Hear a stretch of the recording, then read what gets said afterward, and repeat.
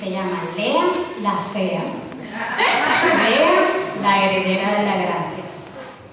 Les voy a leer en Génesis, pero un poquito, les voy a hablar un poquito de Lea antes de empezar a leer. Esta historia es una historia llena de contrastes. Es una historia que aparece como si fuera sacada de una novela. Las novelas de ahora se quedan cortas. Tiene intriga, tiene amor, tiene mentira, tiene rivalidad, pero sobre todo tiene un plan de Dios que cambió la historia. Y es por eso que yo siempre le digo a mis hijos que cuando quieren saber algo, todo lo que ellos necesitan está aquí, en las páginas de la Biblia. Un trasfondo rapidito de lo que les voy a hablar. Empezamos con una mujer, tuvo 2 hijos, uno de ellos le puso Jacob, que significa engañador. Este príncipe engañador pues terminó robándose la primogenitura de su hermano y tuvo que darse a la huida cuando se enteraron del asunto. Así que Jacob se va a casa de su tío, hermano de su mamá, de la mamá de Jacob, y allá pues se va a encontrar pronto con que su tío es igual que él, solamente que él no lo sabe, es igual de engañador que Jacob. Así que ahora sí le voy a leer. Génesis 29, 16 y 17. La palabra del Señor dice: y Labán tenía 2 hijas. El nombre de la mayor era Lea, el nombre de la menor era Raquel. Los ojos de Lea eran tiernos, pero Raquel era de hermoso aspecto y bello semblante. A juzgar por el nombre de Lea, que significaba vaca, ella pues empezó con un poquito de desventaja en su vida. Y pues nos dice muy poco de Lea, en la palabra, eso es lo único que nos describe de Lea. Sin embargo, pues vemos que de Raquel habla un poquito más. Y pues podemos decir que como Raquel era hermosa, yo imagino su papá, bien orgulloso, diría: pues aquí tengo a mi hija Raquel, que puede ser Miss Mesopotamia en el concurso de Miss Universo, y aquí les tengo a mi otra hija, Vaca. El nombre de Raquel significaba oveja, así que también podemos decir: les presento a mi hija Vaca y les presento a mi hija Oveja. Así que imagínense, hasta ahí ya vemos que la pobre Lea pues siempre estaba a la sombra de su hermana. Llega Jacob y se enamoró de Raquel, pues porque, pues como dice la palabra, ella era hermosa, y dijo que iba a trabajar por ella 7 años. Y la palabra nos dice que 7 años le parecieron poca cosa porque él estaba realmente enamorado de esa chica. Pero, como lo que tú siembras cosechas, a Jacob le tocó pagar el engaño que le hizo a su hermano cuando se enteró que la noche de bodas le dieron a Lea en vez de a Raquel. Y la Biblia pues no nos menciona cómo, pero pues nosotras mujeres, las mujeres aquí, sabemos que a nosotras no podemos decir nada más que un chispito y nos imaginamos el resto. Y podemos decir hasta lo que está pensando la gente. Así que imagínense al otro día cuando Jacob se levantó y se da cuenta que quien estaba en el lecho no era Raquel, sino Lea. Una de las traducciones de la Biblia nos dice que Jacob fue donde su suegro y le dijo: ¿por qué me traicionaste de esta forma? Y pues esas son unas palabras bien fuertes. Imagínense si Lea hubiera estado escuchando, cómo se hubiera sentido. Entonces, también nos podemos imaginar que en Aram, que era donde ellos vivían, todo el mundo se enteró del asunto y dirían: ustedes saben lo que le pasó a la pobre Raquel y al pobre Jacob. Esa Lea se metió y se le llevó al marido. Y pues Lea iba a ser la mujer más despreciada del sitio por su papá, porque su papá pues la entregó a un hombre que no la amaba. Por su hermana, porque ella sabía que quien debía haber estado en aquel lecho era ella y no Lea. Por la ciudad, porque pues uno oye un poquito y se imagina el resto y dirían: esa bandida engañó a la hermana, se metió en el medio. Y realmente nosotros no sabemos si Lea sabía o no sabía del plan de su papá, pero al final no importa, porque ella tenía que seguir instrucciones. Las instrucciones de su papá era lo que ella tenía que hacer. Y nadie se puso a pensar en cómo Lea se pudo haber sentido. Jacob, en vez de resignarse y decir: pues me quedo con esta, pues no, él dijo que él iba a trabajar 7 años más, porque él amaba a esa mujer, él quería a la mujer que él amaba, y pues la que él despreciaba ya la tenía. Así que aquí nos movemos a 7 años más, 7 años de rivalidad. Yo imagino a Lea triste, angustiada, con todos los sentimientos de rechazo del mundo desde que tuvo que empezar a vivir, desde que ella se acuerda, todo el tiempo sufriendo. Y como nosotros pues no tenemos ni la más remota idea de lo que piensa Dios, ni ella tampoco, nadie se pudo haber dado cuenta en aquel momento que todo esto que estaba pasando era solamente el comienzo, era un plan, un periodo de preparación para grandes cosas, porque si vemos, nos fijamos, de la simiente de Lea y Jacob nació el Salvador. Y pues aquí empieza Lea esta carrera de ser valorada, de que su esposo la amara, de que alguien la viera, que la notara, que la quisiera. Y nosotros nos ponemos a pensar que ese menosprecio que sentía Lea, ¿cuántos de nosotros hoy en día podemos sentirnos de la misma forma? No tiene que ser mujer, simplemente ver por ahí, uno fijarse, todas las personas que se ponen a hacer cosas, nada más que para callar esas voces de menosprecio que vienen detrás de ellos. Tú hiciste esto, tú fuiste lo otro. Todo ese pasado que muchas personas quieren callar, a veces lo terminan haciendo así, por demostrarle al mundo. Y pues Lea, yo me imagino que quizás pudo haber dicho en algún momento, si él no me quiere por lo que yo soy, me quiere por lo que le voy a dar, por su descendencia. Y así vemos en el versículo 31 que Lea concibió. Nos dice la palabra que al ver Yahvé en el 31, que Lea era aborrecida, le permitió concebir. Pero Raquel era estéril. Dios le dio un hijo. Pero la triste realidad de Lea le llevó muy pronto a darse cuenta que no uno, no dos, ni 3 hijos le pudieron haber hecho cambiar el parecer a Jacob, que solamente tenía ojos para su hermano. Dice la palabra que, aunque Lea no fue amada, pues ella fue la madre de los primeros hijos de Jacob, y nombró a su hijo mayor Rubén, y dice que significa, él vio mi aflicción. Simeón fue su segundo hijo, que significa el que oye. Y Leví fue el tercero, que significa, viene de la palabra unir y amar.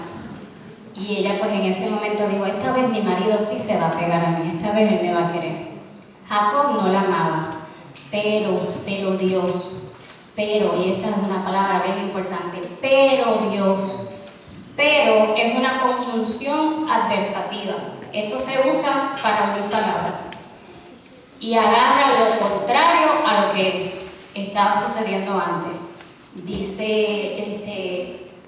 que pero Dios, pero podemos nosotros decir, tu vida ha sido un fracaso, pero tu vida ha sido desolación, pero estás en esa situación ahora, pero ese es el pero que cambia todo. Y cuando ese pero viene de la boca de Dios, ahí cambia la historia. Dios sí amó a Lea. Jacob no la amaba, pero Dios sí. Dios amó a Lea cuando Lea nació mujer y no nació hombre como pudo haber querido su papá.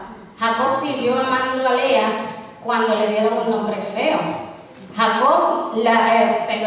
Dios siguió amando a Lea cuando ella se encontró con que estaba con un hombre que no la valoraba. Y también la siguió amando, aunque en el principio ella no pensó en Dios. Ella lo único que pensó fue que necesitaba el amor de ese hombre que ella tenía al lado. Necesitaba tener lo que ella apreciaba, que era su marido. Por eso vemos los nombres, los significados de los nombres que le dio a sus hijos, porque ella ahí estaba desbordando todo su sentir. Ella quería que notaran que ella tenía sentimientos, que ella necesitaba valor, que ella necesitaba que alguien se fijara en que ella estaba allí. Cuando nombró a Rubén, pensaba, el Señor ha visto mi humillación. Esa es la palabra que usa la Biblia amplificada, humillación. Ahora sí me amará mi esposo. Con Simeón dijo, llegó a oídos del Señor que yo no soy amada. Por eso me dio también a este hijo. Con Leví, la Biblia arqueológica nos dice, ahora finalmente mi esposo será mi compañero. ¿Cuánta soledad puede haber tenido esta mujer? Quizás cuando nosotros leemos la historia de Lea, nos preguntaremos, Lea, ¿dónde está la dignidad de Lea? Lea, no tienes nada que... Y yo le hubiera dicho, nena, tú no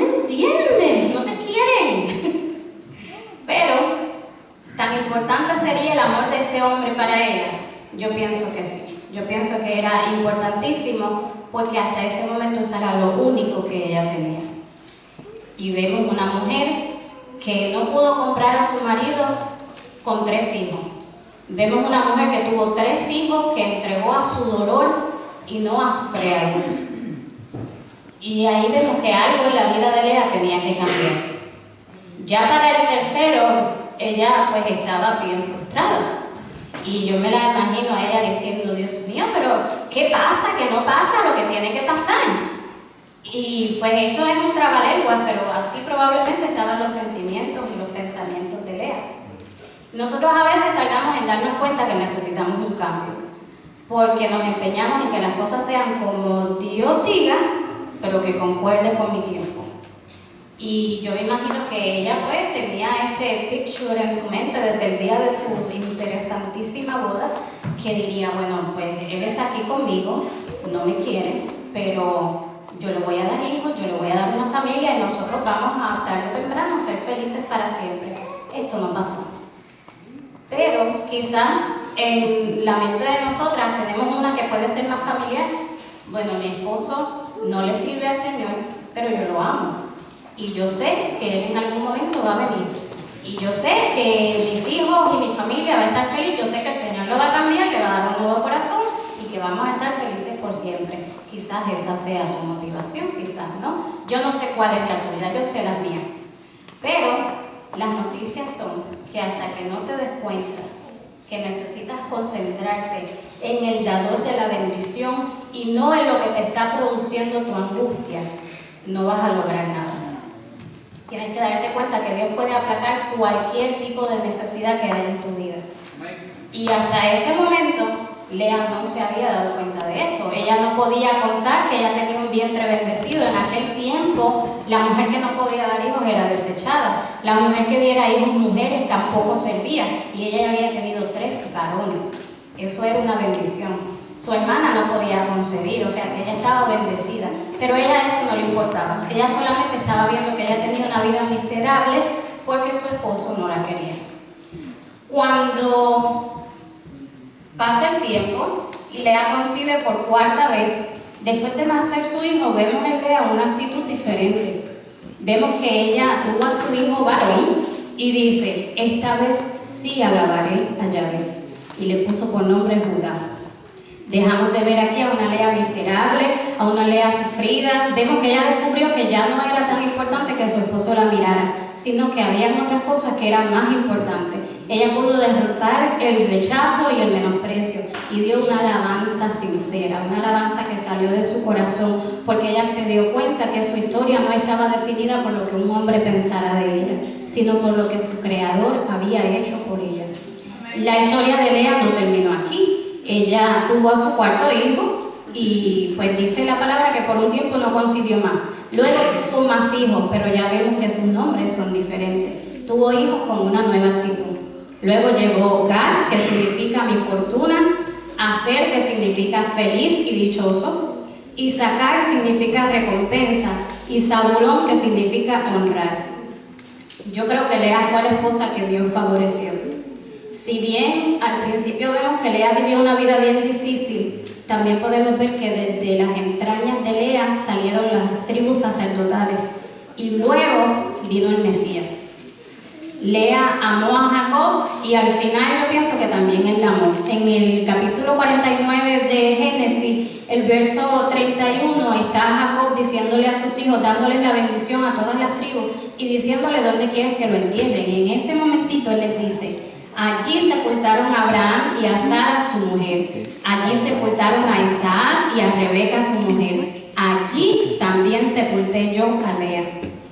Así que vemos que Lea, la esposa fea, la esposa no querida, tuvo el lugar de honor y de honra junto a su amado Jacob. Ella llegó a la tumba de sus padres junto con él. Y fue simplemente Jacob quien dijo que la iba a enterrar allí. Él mismo la enterró. No fue que alguien le dijo, pues vamos a enterrarla allí. Él decidió que quien iba a estar en ese sepulcro iba a ser Lea. Es por esto que al principio les mencioné que los pensamientos de Dios no son como los de nosotros. Dios en su soberanía hizo a Lea una mujer corriente, no le puso nada que le llamara la atención. Quizás a sus propios ojos la hizo fea y a su hermana la hizo de hermoso parecer, y esto me llama la atención porque tiene que haber sido hermosa cuando las páginas de la Biblia reseñan que Lea era de hermoso parecer. Sin embargo, el gobierno de Dios opera en todas las cosas. Lea fue quien dio nacimiento a Judá, y de Judá vino el linaje de Cristo. La alabanza no nació de otra que no fuera Lea. Dios la premió, la hizo heredera de la gracia, esa gracia que la transformó, que la liberó de sus temores, que la liberó de la lástima, de la poca autoestima, de la vergüenza, del menosprecio. Esa gracia le dio a Lea libertad. El Señor le devolvió a ella su dignidad, porque cuando Dios ama nos defiende, y cuando Dios nos ama, Él nos perdona y nos hace diferentes. El versículo 5, el 7 y el 10 del Salmo 36 dicen: tu amor, Señor, llega hasta los cielos, tu fidelidad alcanza las nubes. Cuán precioso, oh Dios, es tu gran amor. Todo ser humano halla refugio a la sombra de tus alas. Extiende tu amor a los que te conocen y tu justicia a los rectos de corazón. Dios le dio a Lea el beneficio de ser una mujer amada. Le dio el beneficio de sentirse defendida por su Rey, por su Salvador. Y ella, al reconocer que el amor de su Padre Celestial era más grande que cualquier otro tipo de afecto que ella pudiera necesitar o pudiera sentir, eso fue suficiente para ella. Eso cambió su forma de ser, cambió su forma de pensar. Ella en ese momento alabó al Señor con todo su corazón, y de esta alabanza fue redimida. De esta alabanza ella fue premiada con el linaje santo. Y hoy yo les digo a ustedes, no tienen que ser mujer para sentirse como Lea. Quizás hoy te sientes como Lea, menospreciada, menospreciado, olvidado, relegado por todo, que nadie nota donde quiera, en ningún sitio que nosotros estemos. Si este es su caso, no olvides que hay uno que sí se fijó en ti. Te ofreció todo el amor del mundo, te ofrece nuevos vestidos, una posición, y sobre todo te ofrece una nueva historia y una parte en el Palacio Real junto con él. Haré de tu nombre, que tu nombre se recuerde por todas las generaciones. Por eso las naciones te alabarán eternamente y para siempre. Eso lo encontramos en el Salmo 45, el verso 17. Este es el amor de Dios. El amor que hará que seas reivindicado o reivindicada hasta los lugares altos. Este es el amor de Dios, el que te dice: si tu principio fue pequeño, o desventurado, o triste, o olvidado, crees que Dios puede hacer de tu postrer estado uno muy grande. El hombre te da momentos de alegría. Dios te da generaciones que van a hablar de tu grandeza. Dios les bendiga.